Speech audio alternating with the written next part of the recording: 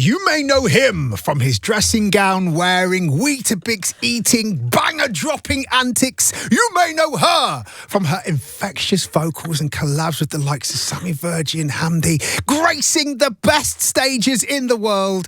And they're both here with me right now. Studio crew, please make some noise for Fish56Octagon and Issey Cross! How about that for an intro? Is that all right? Crazy. Unbelievable. Thank you. Thank you.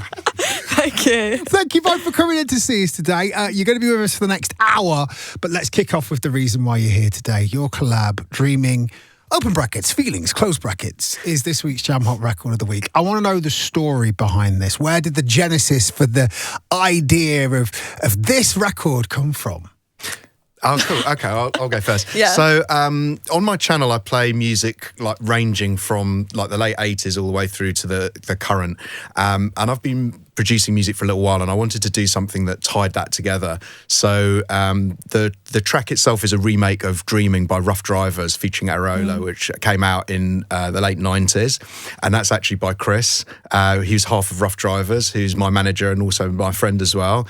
So we got the green light to do an official remake of it. I mean, it helps if your manager is one of the artists behind the original.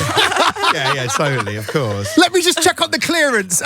Yeah, okay. Yeah. But it's a much loved song, so we wanted to be respectful with it. And the elements that were really strong in it, the guitar and the timbali and that. But then, you know, the bass and the percussion in it is done in a way that's a little bit more kind of current for club play in 2025. Yeah. And then Izzy's just like the perfect voice to get on board with something like that, and provided the vocals. And we first had the decision about do we redo the vocals, which were sung in Spanish. Yeah, that's the one. Yeah. But it's not the deepest vocals ever. They sound amazing, and it's a beautiful song, but it is just about a girl who likes to go and party and stuff, right? Yeah. So we were like, okay, well let's be respectful to the melody, but come up with something that's a bit fresh. Like change the lyrics. Yeah. And that's where the genius of Izzy came in. Thank you. No, but you are a genius, and you know this, and I tell you this, you are a genius. You are. Thank you. Thanks. I mean, it's the idea, obviously perfect. I mean, for people that know you, Fish, like, honestly, I distinctly remember you appearing on my timeline, and there's a world before you being on my timeline, and there's a world after. And it was just so nice to see someone who has got the passion that I have for dance music, that is able to educate people about dance music in the way that you are, that brings an energy through that. And then it really lends itself to this record in particular, because you having that knowledge meant that you were able to draw for this as a potential sample source and to know Issey Cross is the person to call. Oh, thanks very much for that. I appreciate that. I've been listening to dance music for a long time. Started buying records around 1993. Got my first decks then. So yeah, I've been like kind of tracking it for quite a long time. So yeah, thanks. I appreciate that. Izzy, the lyrics. When you got sent this as an idea, when you're there working in the studio, you know that you've got to be respectful to that melody. Yeah. Where did the idea for the lyrics come from? It was kind of about, so we was writing it with our friend Julia as well, and we was just kind of thinking about being in a club and what would you want to hear in a way. And kind of the lyrics are like about being in the club, and it feels like a dream because everything feels so like intense but fun and magical. Now, Fish, this is the very first time that we've welcomed you into the Capital Dance spaceship. Welcome, welcome, welcome. Thank you. Thanks for having me. It's a pleasure, and it has been an incredible few years for you.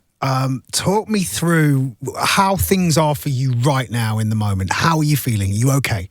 Yeah, it's just very much caught up in the moment. You know, we've had that very exciting first phase of the explosion where everything happened. You know, and we're just getting to the point now where I'm entering my third year. The live shows aren't showing any sign of slowing down, which is great. You know, like sold out shows at the weekend, playing up in Scotland this time. It's super exciting for me because I've always played all different styles of dance music on my channel, and that means that I can dip into different things. So if I'm up in Scotland, they like it a little bit harder there, and they like their techno, and you know, they're kind of like bouncy stuff and a bit of hardcore and all that. And I get to play that. And then, you know, when you're playing other places, like, you know, if you're in Bristol or Birmingham, where they're going to be a bit more into like garage and drum and bass and stuff like that. So that's super exciting. the music production is something, after I quit my job last year, like over a year ago, the music production is something that I've just focused on absolutely intensely, and I've just like worked at it, built a studio in my garden, and wow, you know, just spent a long time. I got all of the sound treatment stuff installed by the same guy that did Maxim and Leroy's, like from the Prodigy's home studio. Hey! So that deserves a round of applause right there. If you're going to get someone to do the job, you get someone proper to do the job. There's no excuses, but you know, it's I've given a huge amount of time to that, and you know, by doing that, you learn more about how to put a tune together, and the DJing helps with that as well, because you learn about what works on the dance floor, what people like to hear, how to arrange things properly, you know, when the bass should come in, and you know, that there are things that are always changing in dance music. Like, you know, one thing is like the drums, they're always different. You know, you listen to a track from 3 years ago and the percussion's different. At the moment, it's all sort of reasonably minimal and stuff. You haven't got like, you know, in house music, you haven't got like big pounding drums. It's more about simple, strong elements in the track, for example, and that's what we did with Dreaming. You know, when the bass comes in, it's like a sidechain Reese bass line that comes in, it really pulsates and like cuts through in a mix, because, you know, it's the strong element in the track, you know, that and is his voice, of course. But yeah, it's been really wild, and the music thing's just starting to get to the point now where I feel comfortable that I've defined my sound and I know what I want to do with my music, and we've, you know, decided, like, you know, kind of on a lane. And yeah, it's just wild at the moment. It's really busy. I've got a tour of the US coming up and a tour of Australia. So yeah. I mean, I want to take you all the way back. What sparked you creating your channel? What sparked you putting up videos of yourself playing great music in your dressing gown and eating dry Weetabix? So I've been doing social media for about 5 years, and to start with, right at the very start of this journey, I had made the decision on, there's two things that I'm passionate about. There's music, and I'm a petrol head as well. I'm really into my cars, and I really didn't know which one to do. But at the time, I was thinking, you know, with music, you've got a lot of young people that are looking at TikTok and Instagram. Are they really going to be interested in hearing like a guy in his 40s talking about, you know, a load of old nonsense about clubs we went to in the 90s and old records and stuff? And I just I couldn't, you know what it turns out. Yeah, but so that was you know, that's a bit of a thing about how you have to like evolve what you're doing. I ran the car channel, and that was successful. I did that for 3 years, but I always used to have music in the background of the videos, because I thought it just made it a bit more interesting than just the kind of talking about cars. There's always, and people would always ask me about that. Why are you playing drum and bass in the background of your music? I'll go, oh, that's a banger, that track. Why are you playing that? That's so fun. Yeah, and then I'd occasionally do posts if I was at a music festival or at an event, and I noticed that the views on those were way higher. And the thing is, I'm much more into music than I am into cars, but I made that what to turn out to be a misstep at the start. And after a while, I thought, you know what, I've got a decent career anyway. I was working in for a tech company. Like, I don't really need the money from the car thing, but what would be cool would be if I could get to do some stuff, like maybe get some free tickets to events and go backstage and interview some DJs. I was like, that would be a life enhancing, money can't buy thing. And I think people might be interested in it now that I've tested it by playing music on my channel and stuff. So, you know, at Christmas a few years ago, I thought, oh, do you know, I'm just going to switch to doing music, right? I knew that I had an audience for it, and then some of the car people were a bit disappointed by that, but I was so happy doing the music thing. And then I started getting contact from people saying, do you want to come and play out our night and stuff? And I thought, oh, no one's going to be interested in that, are they? You know, but the offers kind of kept coming, and in the end, I put a night on, which was really successful. It was at Hidden in Manchester, which sold out really quick when the tickets went on sale, and it just went from there. So it's been quite an evolution. The dressing gown was just because at the time I was working, and my boss had said to me, make sure that you're not seen to be posting in the middle of the day when you should be working. So I was like, okay, well, I'll just do it in the morning before I get. So he inadvertently like kind of set a chain of events in motion that saw me leaving my role. You know, like a year later, but it was, that's the reason why. I've always eaten Weetabix, right? But I used to have them with butter on, but that was in the bad old days. Butter on? Yeah, it was a lot nicer. Get about 3 or 4 mil of butter on a Weetabix. It's nice. It's kind of like, that sounds weird. I know I'm not going to sell it to you guys now, but it's a bit moister than you'd think. I tell you what, though, I have seen a recipe recently of someone turning Weetabix into flapjacks, where you bake them with butter and some dried fruit. So I might let you have that. But you do have to bake it first. Yeah. Just a little bit of moisture. Okay. Just a little bit. Oh, wow. Do you know what? It's really, really nice to hear that as a story, because I know that there's going to be a lot of people that will be listening to this right now that might have a similar kind of story where they love music. They might have invested in some sort of equipment a few years ago, but they don't know what to do next. I mean, Issey, for you as well, as someone who writes music, as someone who, puts out music themselves as an artist, what advice would you give to anyone that's listening to this right now that maybe has a passion but doesn't know what to do with it next? Like, if you do something that you enjoy and keep following your passion, then one day something's going to happen. And if not, you still enjoy doing it anyway. I completely agree with you, and this year's been amazing for you, Issey. I mean, I'm so happy to see you finally get the respect that you deserve. Oh, thank you. It feels like you're really building a fan base. You're really building a community around you. You're finally getting looks that we know that you deserve. You're playing shows that I love to see this. Oh, thank you. Yeah, it's been such a fun year. Had my headline shows like at the start of the year. Got more coming up, more music and stuff. Yeah. I can't believe it was 6 months ago, Issey, that you were last in the studio. It's crazy. I thought it was only like 3 months ago. No. 6 Time goes fast. Time flies, especially when you're having fun. It does. Yeah. Oh, man. Now, we spoke, obviously, at length when you came in with Sammy about that collab there, Nostalgia. I want to talk to you about something that you mentioned when you came in last time that we've since heard. Oh, you and dubstep. Oh, yeah. I can't remember. So you mentioned that you've got a collab with Hamdi. Oh, yeah. We've now heard. Now that's come out, finally. Yeah. Body Talk, your own tune. I mean, what made you want to kind of go down the dubstep route? I feel like I've always loved dubstep, and I don't know, when I was like a teenager, I used to go to a lot of like dubstep events and stuff with friends.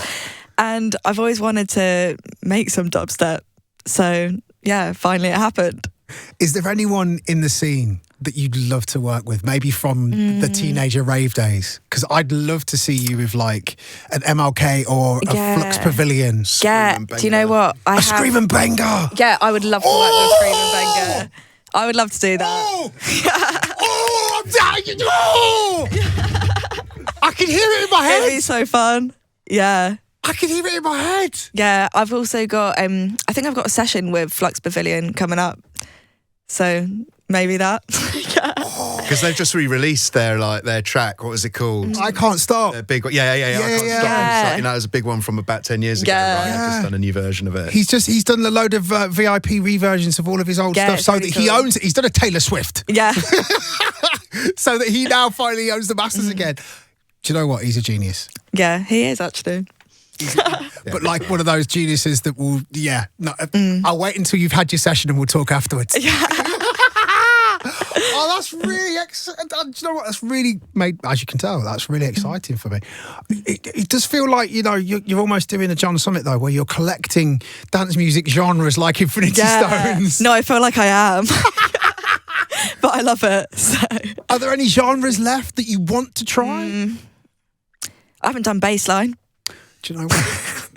And Issey, the last time we spoke, we chatted about your first headline show, Sellout No Less, and now you're about to head out on your very first UK headline tour next month. Yeah. How excited are you to get out on your first full UK headline tour? Yeah, I'm so excited. Yeah. I can't wait. Any lessons that you might have learned from your first show that you're going to then implement into the tour? I don't know. I think the first headline show I did, I was like so nervous because I was kind of like, I don't know, scared no one was going to show up. Even though it had sold tickets, I was like, no one's going to be there. But I think this time just go into it knowing that like everyone in the audience has come to see me, which is nice. And it just feels so like comfortable singing to people that are there for you, which is nice. Yeah, totally. That's a normal fear to have when you have a headline show, but the reward when you have an audience there that there to see you is top notch. Yeah, I'm excited. I'm going to be playing some more music, new stuff, so it'll be fun. I love that. I mean, Fish, for you, man, you've got the label, you've got the shows, you're producing music, but you haven't let anything drop on the channel. I think that's testament to your work rate at the moment. The other thing that you've been doing recently that I really have to say thank you is people seem to be listening to you when there seems to be a little bit of, controversy within the dance music scene about, this venue or, this DJ, or you're not afraid to speak up, and you're doing it in a way where you're taking people on the journey with you. Is it important for you to now show that this side of you, that you are in the scene now, you're active within the scene, and you've got a voice, and you're able to challenge some of these trolls? I think it's important to be fair and to represent things in a fair and accurate way. And I think that sometimes, people who are members of the public, you can't be blamed for seeing something and drawing a conclusion, but often they're drawing a conclusion when they haven't got all of the information, or they don't really understand necessarily what the underlying reason for something happening is. And I think it's an important thing, in a respectful way, to draw people's attention to the factors that have led to a situation occurring, and then allow people, if people then want to make their mind up and make a decision based on that, then that's cool. But otherwise, situations can be unfairly represented or whatever, and that's always been a thing for me. That's important to be balanced, at least in making sure people have the right information before they make a decision about something. I mean, trolling online is just a fact of life, unfortunately. And it probably says more about the people that do that than than it does about their subject. And and everyone, unfortunately, it's just something everyone suffers from, and they're probably people that just aren't very happy with their lives. But every now and again, the thing I'm not so bothered about like the personal aspect of it. It's when people misrepresent something that I really care about, like the scene. So for me, it's just a fairness thing, and it's about pointing out and going, hang on a second, I'm not necessarily saying that's that's a great event that I'd be really happy to attend or whatever, but there's more going on that you're not aware of. So don't poison the whole thing and bring other people along on your negative judgment journey. And similarly, you're seeing a 30-second clip from a 5-hour event. Yeah, totally. Yeah. You can't expect that. No. Everything and also, I mean, let's be honest, I am old enough to remember, you won't be, Issey, we are old enough to remember that when dance music was out in the 90s, you would have people that went out when it was disco going, well, you're just rehashing what we used to do. It's just, it's always dead, or it's horrible. It's just, if you stay around it long enough, you're doomed to repeat what happened in the past. Yeah. Right, it's the same with everything, isn't it? Issey, 2026 plans. Can you believe that we're nearly there? I know, it's crazy. I've got some shows in the new year in New Zealand and Australia. Yes! Which is going to be fun. I can't believe it's been a year since I was last there, nearly. It's crazy. I've got lots of new music coming out. Yeah. I'm excited. Keep it coming, please. Keep it coming. Yeah, I know. I'm I just such a want to big put fan way of more yours. stuff out. Yeah, listen, Yeah. we're ready for it when you're ready to release it. Yeah. And Fish, man, what's next for you? More music? The label, more shows. Yeah, so I've got a tour of the US coming up next month. I'm in Australia. Actually, we're there at the same time. Yeah. Hey! We're You've playing got Boxing Day together. Exactly. A bit sad for my family, but happy days for me and Issey. And so we've got that. I've got a tour of Australia, come back in January, and the focus is on music production. I've kind of found my sound now, and we've got some great collabs lined up. Kicked off with an absolutely really strong record, which I'm super happy with, and so exciting to be working with an artist of the caliber of Issey.